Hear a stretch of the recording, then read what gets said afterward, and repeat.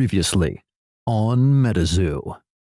A man from the shadows, injured cold, meets up with his old friend, the cryptid Mothman, and after 1,000 years, the veil is finally shattered. Catastrophe strikes when the shattering of the veil unleashes magic everywhere. And now, on MetaZoo, Cryptid Nation. At the center of the forest was Point Pleasant's very own Cryptid FM tower, built at some point after the veil shattered. For whatever reason, radio was one of the few remaining technological methods of long-distance communication that was still effective. But even it was not completely immune to the influx of spiritual energy haunting the surrounding forest. Sam readied his things as he listened to the soft crackle of the Cryptid Cast radio show, the volume lowered so M didn't suspect that Sam was still awake. "Oh boy, is anyone reading this?" the announcer said in an exaggerated tone, tapping the mic with what must have been his finger. 1, 2, and 3. Testing. How's it going tonight, ladies, gentlemen, and cryptids? This is Cyril, your lovely and dedicated host, coming to you live from the center of paranormal activity, Point Pleasant, West Virginia. A spooky theme song undoubtedly created by Cyril's son, a budding musician of 15 that Sam had seen lurking the hallways of their school trying to sell Cryptid Cast merch, began to fill Sam's room. The greatest apologies for the static. It seems the station has its own fresh batch of groupies outside, mucking up the reception. Page 22.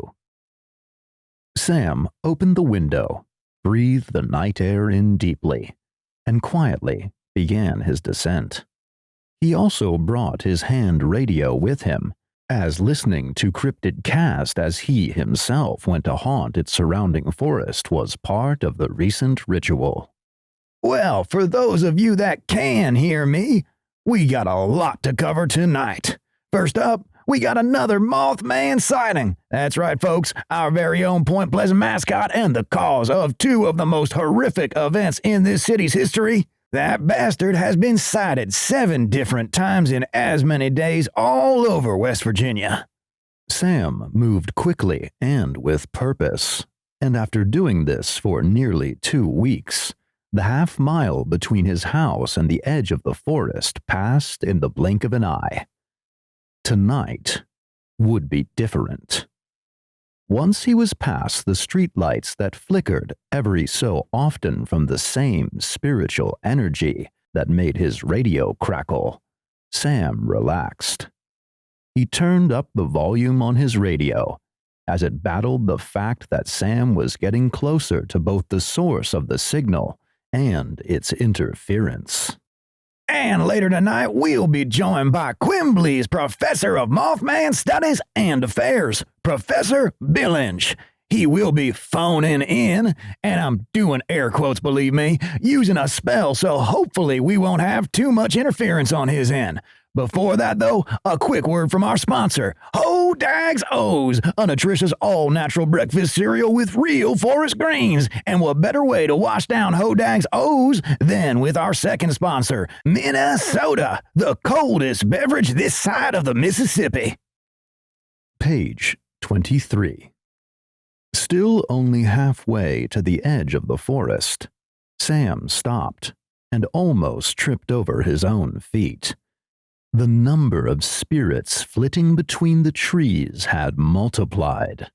Now it seemed as though there were hundreds, as if all the spirits that had slipped through the barrier in previous weeks and then disappeared by morning had converged at the same spot with a single purpose, and they were moving faster than he had ever seen them move, and seemingly in unison.